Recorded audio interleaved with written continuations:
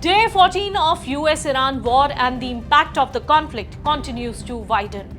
Debris from an Iranian drone hit a building on the outskirts of the Dubai International Financial Center.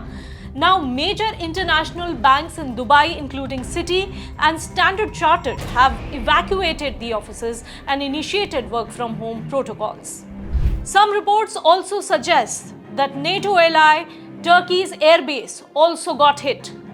What began with US-Israeli strikes on Iran has now escalated into fresh missile attacks, expanding airstrikes and mounting regional fallout. From Tehran, Tel Aviv, and US bases in GCC nations, the Gulf is getting hit with visible impact on energy and financial markets.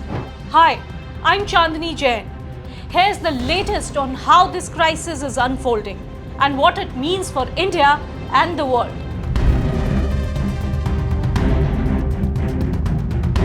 Security concerns are now reaching the financial hubs. Debris from an Iranian drone has hit a building on the outskirts of Dubai International Financial Center. Major banks including Citi and Standard Chartered have evacuated the offices and shifted to work-from-home protocols. The question is, did Iran suddenly decide to hit banking setups? Just a day before, on March 11th, a missile strike destroyed Digital Security Center of Bank SEPA in Tehran, a state-owned institution handling military payroll. Since then, Iran had flagged banking institutions as potential targets, especially those linked to Israel and the US, signaling a worrying escalation in the conflict. Reports also say that sirens wailed early on March 13th at Turkey's Incirlik Air Base, a key NATO facility where US troops are stationed near the southern city of Adana. The facility is reported to store approximately 50 US B-61 bombs.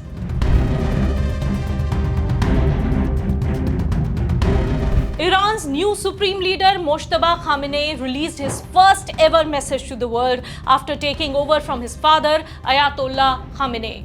In his message, he vowed revenge for every Iranian killed, continued closure of Strait of Hormuz, demanded for closure of all US bases in the region and compensation for damages faced by Iran since 1979. Reports indicate that Khamenei himself was wounded during those attacks, though his current location remains unknown. Israeli Prime Minister Benjamin Netanyahu has publicly challenged Khamenei to show his face amid the rising stakes, underscoring how personal and high-profile the conflict has become.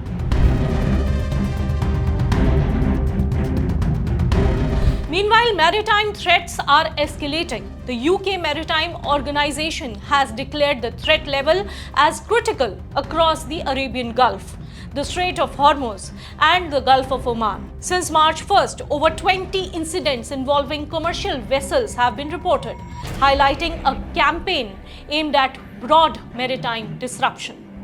In the past 24 hours alone, 3 vessels were attacked: tankers Zephyros and Safe Sea Vishnu, and the container ship Source Blessing.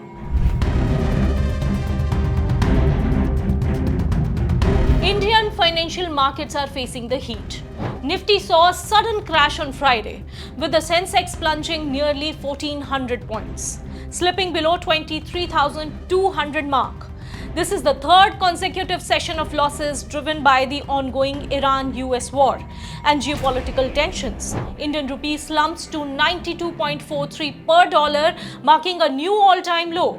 Analysts warn sustained oil price surge from Iran war could push rupee past 95.